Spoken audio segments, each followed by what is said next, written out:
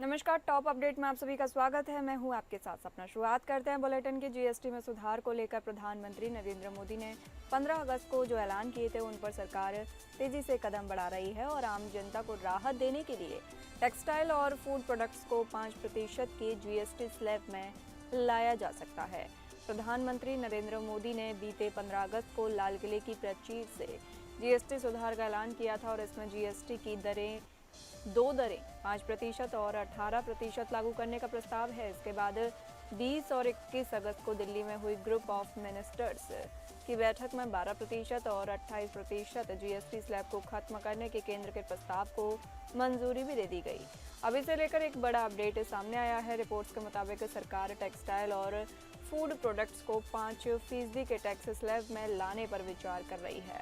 Next generation GST reform के तहत अब आम आदमी पर टैक्स का बोझ कम करने के लिए खासतौर पर खाद्य पदार्थों और कपड़ों को 5% के स्लैब में ला सकता है। एक रिपोर्ट की माने तो सरकार कुछ सामान्य रूप से प्रयुक्त सेवाओं पर जीएसटी दरों का भी मूल्यांकन कर रही है, ताकि यह देखा जा सके कि क्या उन्हें 18% की दर से घटाकर 5% किया जा सकता है। इसके लिए कहा गया है कि अगले महीने की शुरुआत में होने वाली जीएसटी काउंसिल की बैठक में इस प्रस्ताव पर चर्चा हो सकती है। बिहार में विधानसभा चुनाव करीब है और चुनावी मौसम में कांग्रेस की ओर से लोकसभा में विपक्ष नेता और पार्टी के पूर्व राष्ट्रीय अध्यक्ष राहुल गांधी ने मोर्चा संभाल लिया है। राहुल गांधी इन दिनों वोटर अधिकार यात्रा पर निकले हैं। सासाराम से 17 अगस्त को शुरू हुई यह यात्रा 1 सितंबर तक चलनी है। 1300 किलोमीटर की इस यात्रा के जरिए कांग्रेस और महागठबंधन का प्लान 23 जिलों की 50 विधानसभा सीटों तक पहुंचने का है। इस यात्रा में राहुल गांधी के साथ बिहार विधानसभा में विपक्ष के नेता तेजस्वी यादव भी हैं और अब उन्हें अपनी बहन प्रियंका गांधी का भी साथ मिलने जा रहा है। प्रियंका गांधी 2 दिन के दौरे पर बिहार पहुंच रही हैं। प्रियंका गांधी 26 और 27 अगस्त को वोट अधिकार यात्रा में शामिल होंगी। भाई बहन की जोड़ी 26 अगस्त को सुपौल और मधुबनी में वोटर अधिकार यात्रा में शामिल होगी। दूसरे दिन यानी 27 अगस्त को प्रियंका गांधी के जानकी मंदिर में पूजा अर्चना करने का कार्यक्रम है। प्रियंका गांधी के दरभंगा और मुजफ्फरपुर में रोड शो का भी कार्यक्रम है। एक्टिव पॉलिटिक्स में आने के बाद प्रियंका गांधी का बिहार में यह पहला सियासी कार्यक्रम है। प्रियंका गांधी जिन इलाकों में वोटर अधिकार यात्रा में शामिल हो रही हैं, रोड शो करने जा रही हैं, वह भारतीय जनता पार्टी और सत्ताधारी राष्ट्रीय जनतांत्रिक गठबंधन एनडीए का गढ़ माना जाता है। उत्तराखंड की सियासत में एक बार फिर कैबिनेट विस्तार की चर्चा जोर पकड़ चुकी है। लंबे समय से खाली पड़े मंत्री पदों को भरने के लिए अब हाईकमान स्तर पर गहन मंथन चल रहा है। भाजपा प्रदेश प्रवक्ता नवीन ठाकुर ने कहा कि कैबिनेट विस्तार को लेकर संगठन और केंद्रीय नेतृत्व के बीच लगातार चर्चा हो रही है और जल्द ही धामी सरकार का मंत्रिमंडल बड़ा रूप लेगा। राज्य कैबिनेट में इस समय 5 पद रिक्त हैं। इनमें से 4 पद काफी समय से खाली हैं, जबकि एक पद पूर्व संसदीय कार्य मंत्री प्रेमचंद अग्रवाल के इस्तीफे के बाद खाली हुआ था। भाजपा के कई विधायक इन पदों को भरने की कवायद का लंबे समय से इंतजार कर रहे हैं। हालांकि कई दौर की कवायद के बावजूद अभी तक निर्णय नहीं हो पाया है। सूत्रों का कहना है कि मुख्यमंत्री पुष्कर सिंह धामी की हालिया दिल्ली यात्रा के दौरान इस विषय पर शीर्ष नेतृत्व से विस्तृत चर्चा हुई है। माना जा रहा है कि अब हाईकमान की मंजूरी के बाद कैबिनेट विस्तार पर जल्द फैसला हो सकता है। यूपी के फतेहपुर जनपद बिंदकी की तहसील के चांदपुर मजरे रेगना का डेरा गांव के ग्रामीणों ने जिलाधिकारी महोदय को शिकायती पत्र देते हुए बताया कि उनके गांव की आबादी लगभग 600 लोगों की है, जो कि गोहदा गांव से लगभग 6 किलोमीटर का कच्चा रास्ता होते हुए उनके गांव तक आता है, जो कि पूर्णतः खराब है और रास्ते में कई जगह 5-5 फुट के करीब पानी भरा रहता है, जिससे उनको निकलने में दिक्कत होती है। जब कभी गांव के लोगों की तबीयत खराब होती है तो उनको चारपाई या अन्य चीजों से गांव के बाहर ले जाया जाता है। साथ ही ग्रामीण महिला ने बताया कि खराब रास्ते की वजह से गांव की रहने वाली युवतियों की शादी करने में बहुत सारी समस्याओं का सामना करना पड़ता है। रास्ता खराब होने की वजह से ज्यादातर लड़का पक्ष के द्वारा शादी करने से मना भी कर दिया जाता है।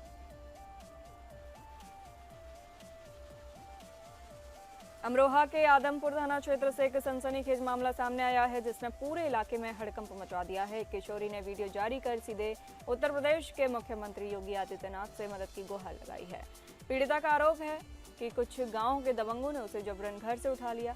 हसनपुर ले जाकर एक कमरे में बंद कर दिया और साथ ही दुष्कर्म किया। घटना के बाद किशोरी के परिजनों ने पुलिस को तहरीर दी। पुलिस ने आरोपी दबंगों के खिलाफ दुष्कर्म की घटना छुपाकर सिर्फ अपहरण का मुकदमा दर्ज किया, लेकिन पीड़िता का कहना है कि मुकदमा दर्ज होने के बावजूद आरोपियों का खौफ खत्म नहीं हुआ। उल्टा वही आरोपी उस पर फैसले के लिए दबाव बना रहे हैं और जान से मारने की धमकियां भी दे रहे हैं। पीड़िता ने अपने वीडियो में कहा, अगर हमें इंसाफ नहीं मिला तो आरोपी हमें मार देंगे। पुलिस कार्रवाई नहीं कर रही है, इसलिए मैंने सीएम योगी जी से मदद की गुहार लगाई है। इस वीडियो के सोशल मीडिया पर आते ही यह मामला सुर्खियों में आ गया है।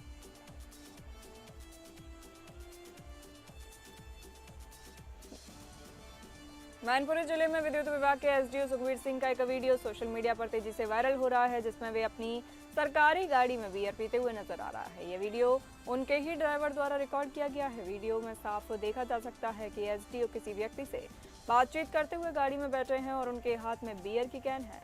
घटना के सामने आने के बाद विद्युत विभाग में हड़कंप मचा हुआ है। हालांकि अभी तक अधिकारियों की ओर से कोई आधिकारिक प्रतिक्रिया नहीं आई है। बताया जा रहा है सुखबीर सिंह मैनपुरी के करहल स्थित विद्युत सब स्टेशन पर एसडीओ पद पर तैनात हैं।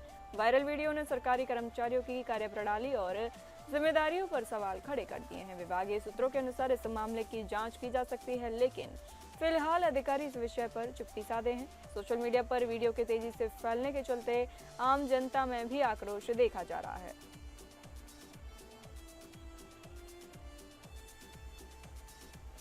मेरठ से एक अजीबोगरीब घटना सामने आई है, जहां एक शातिर चोर भक्त का रूप धरकर मंदिर में मां के दरबार में पहुंचा। पहले उसने हाथ जोड़कर मां को प्रणाम किया, फिर सिर झुकाया और कुछ पल भक्ति का नाटक किया, लेकिन अगली ही क्षण उसकी असली मंशा सामने आ गई। उसने चारों ओर देखा, फिर रेलिंग से कूदकर सीधे मां के चरणों में पहुंच गया, मगर आशीर्वाद लेने नहीं, बल्कि वहां रखे चढ़ावे पर हाथ साफ करने।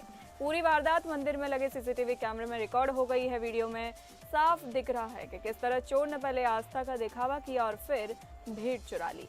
पुजारी ने भी इस घटना की पुष्टि करते हुए कहा कि यह कोई भक्त नहीं, बल्कि भक्ति के नाम पर चोरी करने वाला अपराधी है। घटना की सूचना पर थाना टीपी नगर पुलिस मामले की जांच में जुट गई है। पुलिस वीडियो फुटेज के आधार पर आरोपी की पहचान करने का प्रयास कर रही है। अब देखना है कि मां की अदालत से बचा ये चोर पुलिस की पकड़ में कब आता है।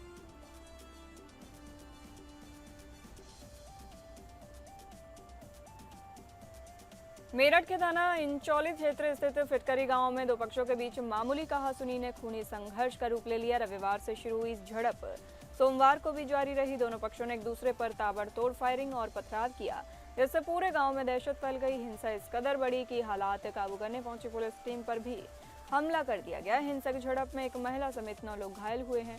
स्थिति की गंभीरता को देखते हुए पुलिस को 3 थानों की फोर्स और पीएससी की टुकड़ी मौके पर तैनात करनी पड़ी। पूरे गांव को पुलिस छावनी में तब्दील कर दिया गया है और माहौल अब भी तनावपूर्ण बना हुआ है। पुलिस ने सख्ती दिखाते हुए कार्रवाई तेज कर दी है। अब तक 40 लोगों के खिलाफ मामला दर्ज किया गया है और 9 आरोपियों को गिरफ्तार किया गया है। फिलहाल पुलिस स्थिति पर नजर बनाए है और गांव में शांति बहाल करने की कोशिश जारी है। प्रशासन ने लोगों से अफवाहों से बचने और शांति बनाए रखने की अपील की है।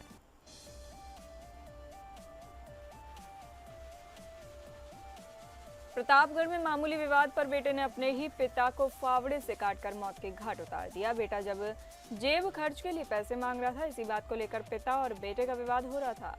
जब पिता ने पैसे देने से इनकार कर दिया तो बेटे ने उस पर फावड़े से ताबड़तोड़ वार कर दिए। चीख पुकार सुनकर आस पड़ोस के लोग जुट गए। आरोपी मौके से ही दबोच लिया गया। सूचना पर मौके पर पहुंची पुलिस ने आरोपी को हिरासत में लेते हुए शव को पोस्टमार्टम के लिए भिजवाया है।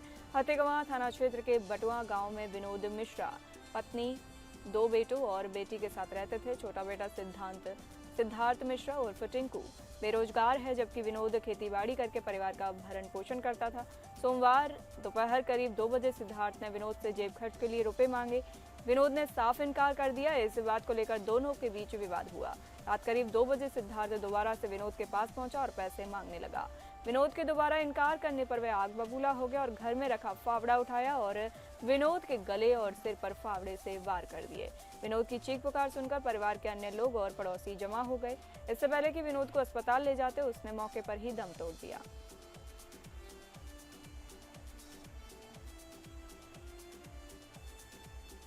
तरफ अमेरिका ने भारत पर अतिरिक्त 25% टैरिफ लगाने की आधिकारिक अधिसूचना जारी कर दी है। अमेरिकी राष्ट्रपति डोनाल्ड ट्रंप ने भारत पर 27 अगस्त से भारतीय आयातों पर 50% टैरिफ लगाने की धमकी दी थी।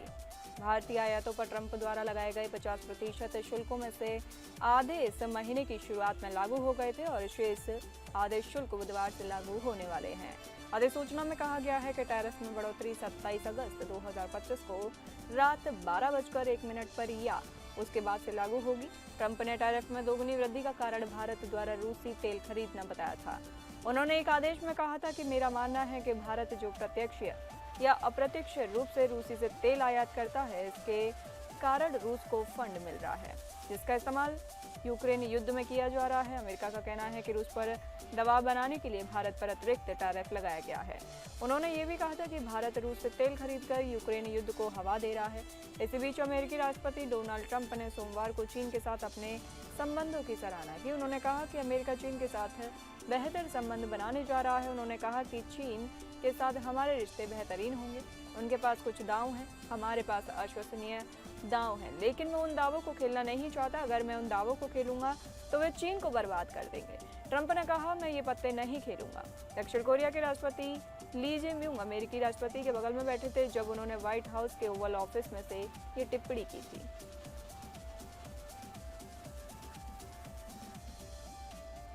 राष्ट्रपति डोनाल्ड ट्रंप के मूड का भी कोई ठिकाना नहीं रहता। सोमवार को दक्षिण कोरियाई राष्ट्रपति ली जे म्यूंग से मुलाकात से पहले ट्रंप ने सोशल मीडिया पर पहले तो उन्हें धमकी दी, वह दक्षिण कोरिया के साथ व्यापार नहीं करेंगे, लेकिन फिर अचानक ट्रंप ने ली जे म्यूंग की तारीफ की और बधाई भी दी।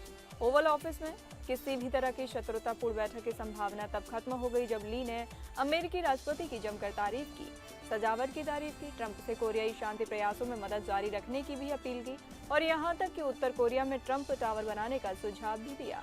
इसके बाद ट्रंप के सुर ही बदल गए और अमेरिकी राष्ट्रपति ने कहा, हम एक दूसरे को जानते हैं और हमारे बीच बहुत अच्छी बनती है। आपके साथ होना मेरे लिए बहुत सम्मान की बात है और आपके चुनाव के लिए बधाई। यह एक बड़ी उपलब्धि थी और हम पूरी तरह से आपके साथ हैं। इस सौहार्दपूर्ण प्रदर्शन से पता चला कि कैसे ट्रंप और राष्ट्राध्यक्षों के बीच हुई पिछली बैठकों से सीख ले रहे हैं, जिन्होंने वाशिंगटन से अनुकूल व्यापार शर्तों और निरंतर सैन्य सहायता की मांग करते हुए टकराव के बजाय प्रशंसा का रास्ता चुना है। आपको बता दें कि यह ली के लिए पहली बड़ी विदेश नीति परीक्षाओं में से एक थी, जिन्होंने एक ऐसे देश की कमान संभाली थी जो राजनीतिक उथल पुथल की स्थिति में था, क्योंकि उसके पूर्व नेता यून सुक योल को मार्शल लॉ लागू करने के बाद पद से हटा दिया गया था। ली ने एक दुभाषी के जरिए ट्रंप से कहा, मैंने सुना है कि आपने हाल ही में ओवल ऑफिस को फिर से सजाया है और मैं कहना चाहूँगा यह बहुत ही चमकदार और सुंदर लग रहा है। इसमें अमेरिका की गरिमा है और यह अमेरिका के लिए नए भविष्य और समृद्धि का प्रतीक है।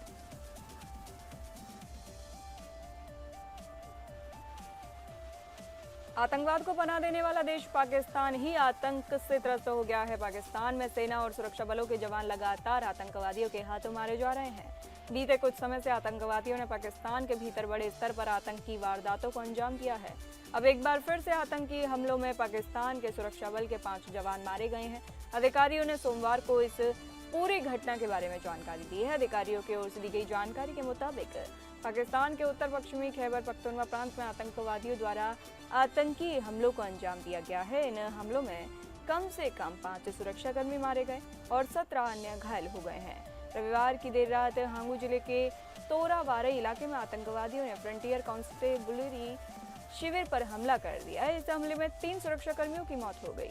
इससे पिछले दिन खैबर जिले की तिराह घाटी में आतंकवादियों की ओर से की गई गोलीबारी में 2 सुरक्षाकर्मियों की मौत हो गई। वहीं एक अन्य घटना में अपरदीर जिले में पुलिस और आतंकवाद रोधी विभाग ने एक संयुक्त ऑपरेशन चलाया जिसमें 5 आतंकवादियों को मार गिराया गया। अधिकारियों ने जानकारी दी है कि इस ऑपरेशन के दौरान एक नागरिक की मौत हो गई है और 7 पुलिसकर्मी घायल हो गए हैं।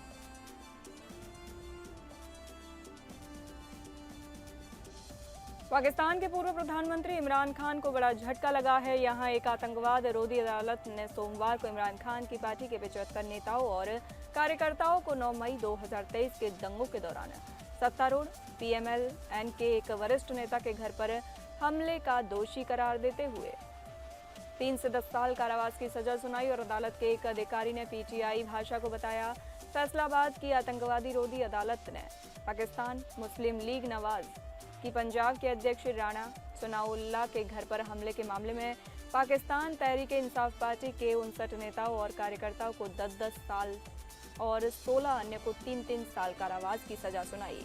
वहीं 34 लोगों को बरी कर दिया गया। अधिकारी ने बताया कि मामले में कुल 109 आरोपी थे, जिनमें से अदालत ने 75 लोगों को सजा सुनाई है।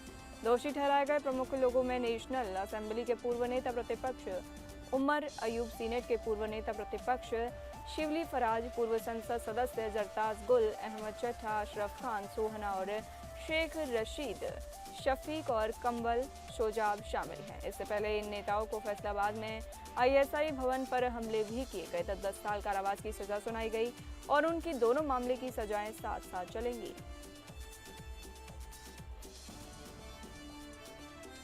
अमेरिका के शांति प्रयासों के बाद रूस और यूक्रेन के बीच संबंधों में सुधार की संभावना के बारे में पूछे जाने पर राष्ट्रपति डोनाल्ड ट्रंप ने कहा, यह उन पर निर्भर है, उन्हें मिलना होगा। मैं समझता हूं कि उनके बीच अच्छी बनती नहीं है। ट्रंप ने कहा, मुझे यकीन है ये एक ऐसी मुलाकात थी जो उन्हें पसंद नहीं आई होगी, लेकिन वे अमेरिका आने से भी खुश नहीं थे। मैं उनकी सराहना करता हूं, हमारे बीच हमेशा अच्छे संबंध रहे हैं। ट्रंप ने कहा, मैंने कहा था कि उन्हें इसे सुलझाना होगा। मैंने भारत और पाकिस्तान सहित 7 युद्ध रोके हैं, जो शायद परमाणु युद्ध से 2 हफ्ते दूर थे। वे विमान उड़ा रहे थे, मैं उन्हें मिलते देखना चाहूँगा। हो सकता है मैं वहाँ रहूँ, हो सकता है ना रहूँ। मैं चाहता हूँ कि वे पहले अपने मतभेद सुलझा लें, क्योंकि अंततः यह उनके बीच का मामला है। मुझे लगता है जब ऐसा होगा तो हम इसे खत्म कर सकते हैं।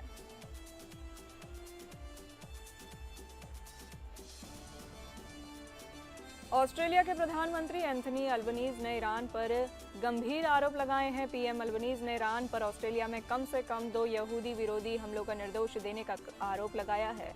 ऑस्ट्रेलियाई प्रधानमंत्री ने कहा कि उनका देश ईरानी राजदूत को निष्कासित कर रहा है। पीएम अल्बनीज ने यह भी कहा कि ऑस्ट्रेलियाई खुफिया सेवाओं के अनुसार सिडनी के एक रेस्टोरेंट और मेलबर्न की एक मस्जिद पर हुए हमलों के तार ईरान से जुड़े हैं।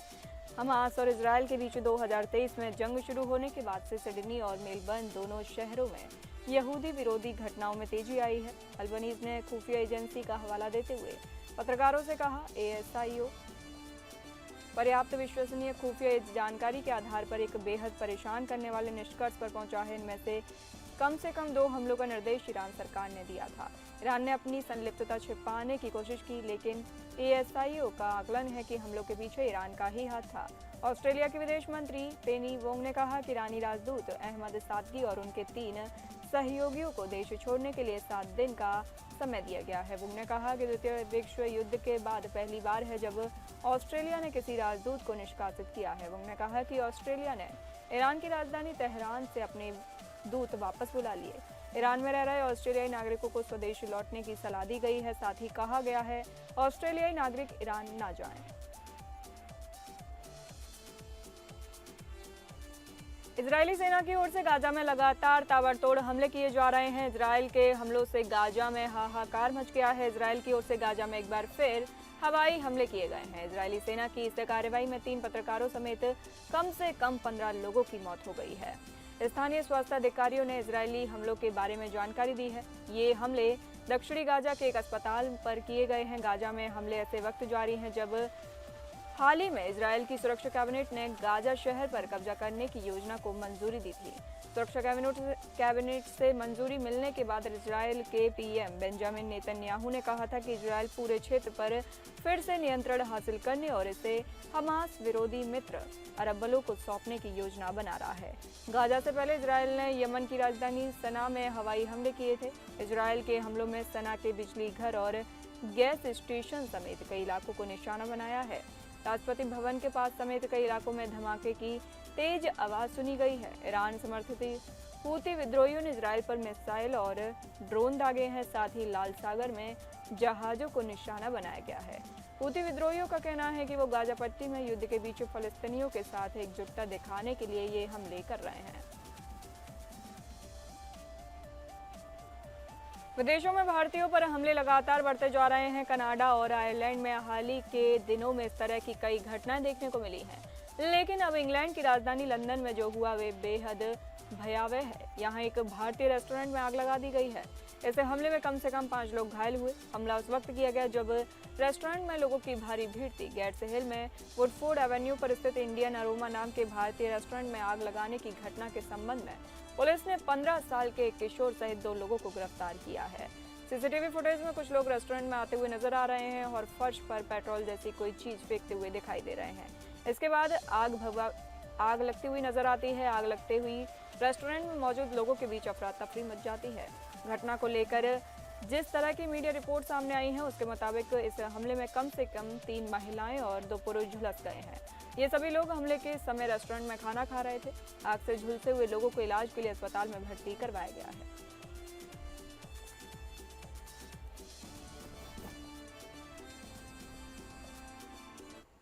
फिलहाल इस बुलेटिन में इतना ही। नमस्कार।